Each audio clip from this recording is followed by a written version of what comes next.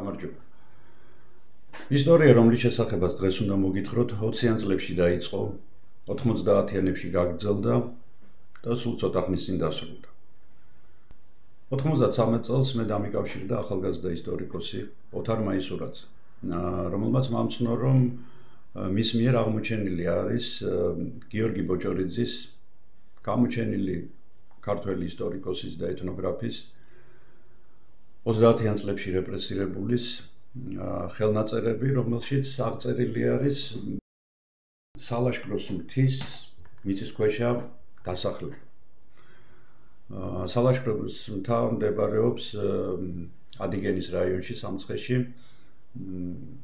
სოფელ დერცელიდან 25 კილომეტრში დაახლოებით. მან მითხრა, რომ ძალიან საინტერესო ძეგლია, მაშინ რადგან ჩვენ ვიდეო კამერა გქონდა და ეს ცოტა ისეთი იშვიათობა იყო და სამონტაჟოც ჰქონდა, იქნებ გავეკეთებინა რაღაც მოკლე სიუჟეტი ამ ძეგლის შესახებ. მეორე სიტყვა მინდა ვთქვა თვით გიორგი ბოჭორიძის შესახებ. ეს გახლდათ საოცრად ნიჭიერი მეცნიერი, ისტორიკოსი, ეთნოგრაფი, კულტუროლოგი, ქართველოლოგი, რომელსაც ძალიან ბევრი აქვს გაკეთებული საქართველოსთვის. აქ საუბარი მასზე შორს აგვიყვანს, ამიტომ გირჩევთ, რომ აუცილებლად დაძებნოთ ინტერნეტში მის შესახებ ცნობები და ნახოთ, რამდენად საინტერესო ადამიანი იყო გიორგი ბოჭორიძე.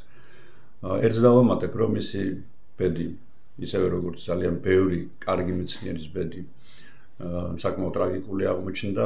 იგი 37 წელს დააპატიმრეს იმ მოტივით, რომ იგი ხელს უშლიდა საეკლესიო ნივთების და საქართველოსთან გატანას. ხოლო 39 წელს, როდესაც მის ზედაპირებას ახდენდნენ ციმბირში, იგი პატიმრებმა მოკლეს მატარებელში და მისი ცხედარი მატარებლიდან გადააგდეს, ასე რომ ამ შესანიშნავი ადამიანის განსასვენებელი ადგილიც კი არ გვაქვს. ახლა რაც შეეხება ძეგლს, რომელიც ჩვენ 93 წელს ნოემბერში გადავიღეთ. ეს აღმოჩნდა ძალიან საინტერესო ძეგლი და თქვენ ნახავთ ამას სიუჟეტში. და მე უკვე სიუჟეტი მთლიანად დამონტაჟებულიც მქონდა და ტექსტიც დადებული მქონდა, როდესაც ექსპედიციის ერთ-ერთ წევრს დაუკავშირდი და ვკითხე გურამ კუტალაძეს, ეს გახლავთ ახალციხელი ისტორიკოსი, ძალიან კარგი მეცნიერი, რა მდგომარეობაშია დღეს ძეგლი. საქმე იმაშია, რომ დაპატიმრებამდე სულ ცოტა ხნით ადრე მე ვესაუბრე გიორგი რურუას და მან დიდი სურვილი გამოთქვა, რომ იქნებ რაღაცა ესეთ კომპლექსური ექსპედიცია ჩაგვეტარებინა ამ ძეგლზე, გადაგვეღო კიდეც და ისტორიკოსები და შესაბამისი სპეციალისტები ჩართული იყვნენ და ძირიზირობამდე გამოგვეკვლია ამ ძეგლის რაობა და მისი მნიშვნელობა საქართველოს ისტორიისთვის. მაგრამ აღმოჩნდა, რომ ძეგლი აღარ არსებობს.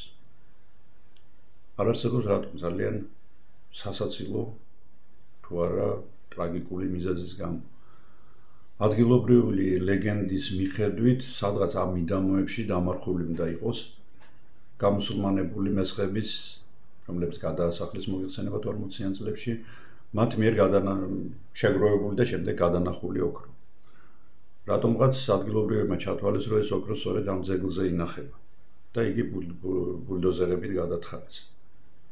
საკმაოდ ტრაგიკული ისტორია. ძეგლი აღარ არსებობს. იგი არსებობს მხოლოდ გიორგი ბოჭორიძის აღწერებში და იმ სიუჟეტში, რომელსაც თქვენ ახლა ნახავთ.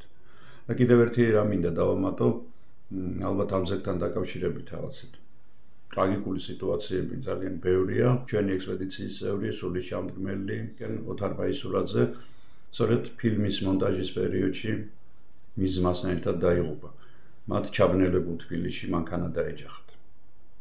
ასე რომ მე ამ ფილმს უძღვნი გიორგი ბოჭორიძის და ოთარ მაისურაძის ხსოვნას და პრინციპში გამოდის, რომ ამ ძეგლის ხსოვნასაც. მადლობთ ყურადღებისთვის, გამოიწერეთ ჩემი არხი, დასვით ლაიკები და დააკომენტარეთ.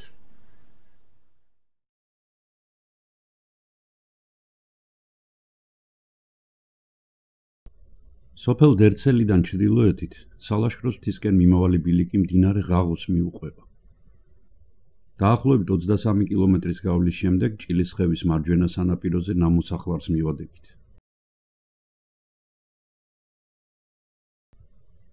საკმაოდ დიდ ტერიტორიაზეა გაშლილი ძველი ნანგრევები.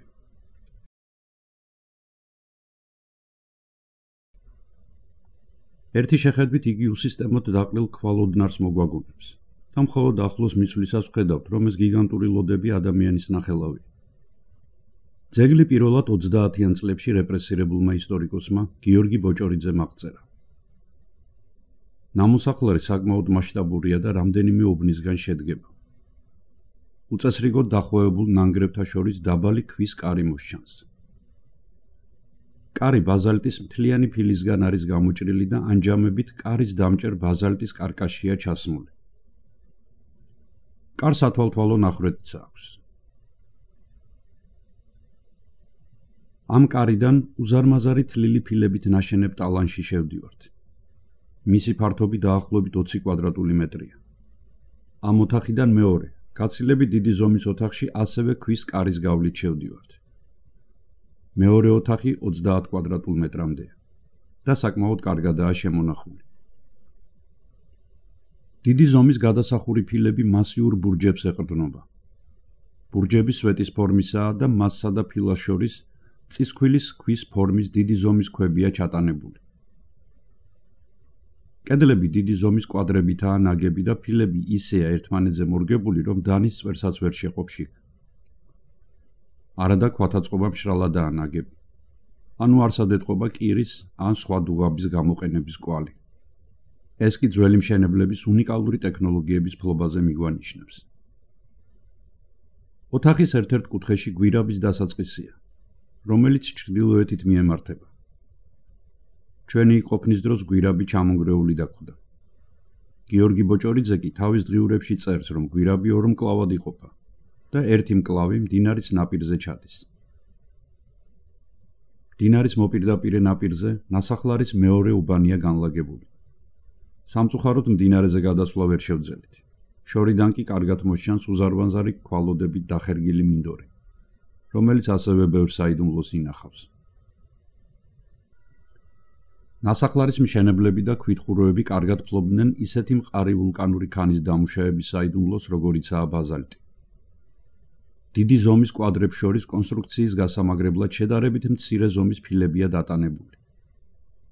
საცხოვრებლების მოცულობაზე და მშენებლობის ოსტატობაზე მიუთითებს ეს ახლა უწესრიგოდ დაყრილი კარის და ოთახის ამგები ბაზალტის ფილების ზომები და მათი დამუშავების ტექნიკა. ყურადღებას იქცევს დიდი ბრტყელი ფილებით ამოშენებული და ასეთივე ტექნიკით გადახურული ბეღელ ორმოები, რომელშიც ჭირნახულს ინახავდნენ. მიუხედავად იმისა, რომ ნამოსახლარი 1900 მეტრზეა ზღვის დონიდან და აქაური კლიმატი საკმაოდ მკაცრია, ამ ორმოების სიმრავლე მიგვანიშნებს, რომ ადგილობრივებს საკმაო რაოდენობის მოსავალი მოჰყავდათ. ერთ-ერთი ბეღელის გვერდითა კედელს კარგად ეტყობა მარცვლეულის ჩასაყრელ ამოსაღები ოთხკუთხა ღიობი.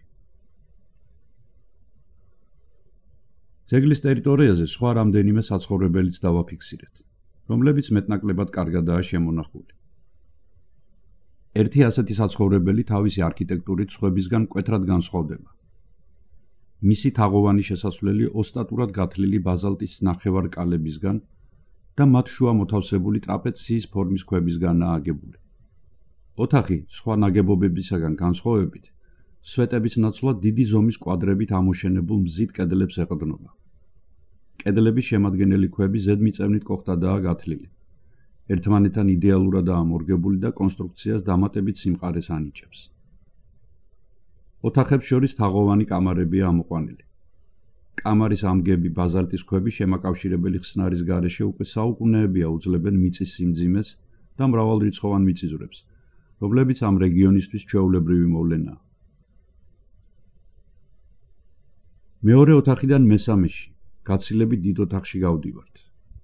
ოთახის კედლებში ქვის თაროებია გამოთლილი. ქვისგანაა გაკეთებული საწოლებიც. სამწუხაროდ მეოთხე ოთახის ჭერი დღეს ჩამონგრეულია. არ არის გამორიცხული, რომ ეს დარბაზული ტიპის საცხოვრებელი დაწინაურებულ დიდგვაროვანს ან ქურუმს ეკუთვნოდა. ერთ-ერთ კამარაზე არაბული წარწერა შევნიშნეთ, რომელიც 1830 წელს არის მიწერილი. ჩვენი აზრით ამ წარწერის ავტორი აქაური განათლებული გამუსულმანებული მესხია. შედარებით მიუდგომელი მდებარეობა და კარგად განვითარებული მიწისქვეშა კომუნიკაციები და ლოჯისტიკა გვაფიქრებინებს, რომ ეს დასახლება თავდაცვითი სისტემის ნაწილი იყო, სადაც მოსახლეობა შემოსევებისას აფარებდა თავს. თუმცა არ არის გამორიცხული ძეგლის საკულტო დანიშნულებაც. სამომავლო ძეგლის კომპლექსურმა შესწავლამ ნათელი უნდა მოხდინოს აქაურ მაცხოვრებელთა ცხოვრების წესს, მათ სოციალურ-პოლიტიკურ, სამეურნეო თუ ისტორიულ წარსულს. ახლა კი მთავარი, რა ასაკი შეიძლება იყოს ძეგლი? დადასტურებულად ამ უმნიშვნელოვანეს კითხვაზე პასუხის გაცემა ნამოსახლარის კომპლექსურად შესწავლის შემდეგ შეიძლება. ერთი რამ კი ცხადია, რადგან ძეგლზე დუღაბის კვალი არ შეინიშნება, შეიძლება ვიფიქროთ, რომ მისი ასაკი 1000 წლეულებს მოითვლის და ეგრეთ წოდებულ მეგალითურ კულტურას მიეკუთვნება. ამ იდუმალი კულტურის ძეგლებს მრავლად ხვდებით სამცხე-ჯავახეთში, ასევე აზიასა და ევროპაში. მეგალითური კულტურის ყველაზე ცნობილი ძეგლი სტოუნჰენჯია. ფილმის გადაღებიდან თითქმის 30 წელი გავიდა. რამდენადაც ვიცი, სალაშქროს მიწისქვეშა დასახლებით ჯერ არავინ დაინტერესებულა. არა და დრო არ ითმის. არაა გამორიცხული, რომ ბევრი რამ აღარც კი არსებობდეს იმ სახით, როგორი სახითაც ჩვენმა მხარმოკლე ექსპედიციამ დააფიქსირა იგი 1993 წელს.